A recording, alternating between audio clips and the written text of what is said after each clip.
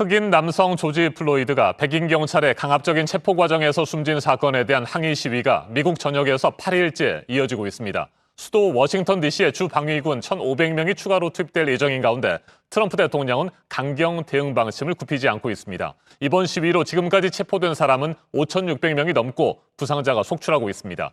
전쟁터를 방불케 하는 상황이 곳곳에서 펼쳐지고 있습니다.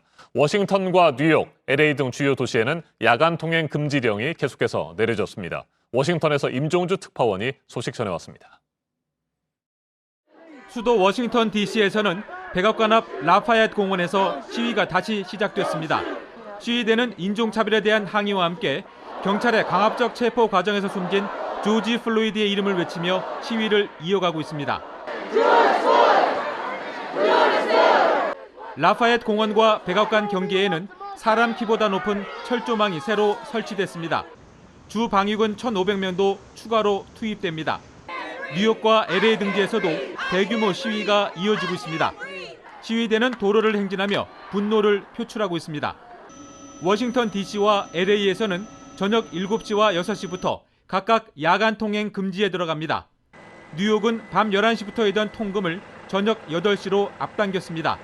70여 년 만에 가장 강력한 조치라고 현지 언론은 전했습니다.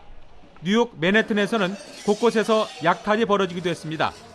트럼프 대통령은 트윗을 통해 워싱턴은 지난밤 문제가 없었고 많은 사람을 체포했다며 강경 대응 방침을 거듭 고수했습니다. 그러면서도 어느 대통령보다 흑인 사회를 위해 많은 것을 했다고 주장했습니다. 윌리엄 바 법무장관은 법 집행을 보다 더 강력하게 하겠다는 내용의 성명을 발표했고 국방부는 수도권 지역 시설에 대한 방호 수준을 2단계로 한 단계 높였습니다. Everybody's got a right to protest. The First Amendment's sacrosanct. It's a right of the American people to protest, but protest peacefully. 이번 시위 과정에서 5,600명 이상이 체포되고 시위대와 경찰 양쪽에서 부상자도 속출하는 등 전쟁터를 방불케 하는 상황이 펼쳐지고 있습니다. 흑인인 젤러 마일이 뉴욕주 상원 의원은 평화 시위 도중 수갑까지 채워져 연행됐다가 풀려나기도 했습니다. 워싱턴에서 JTBC 임종주입니다.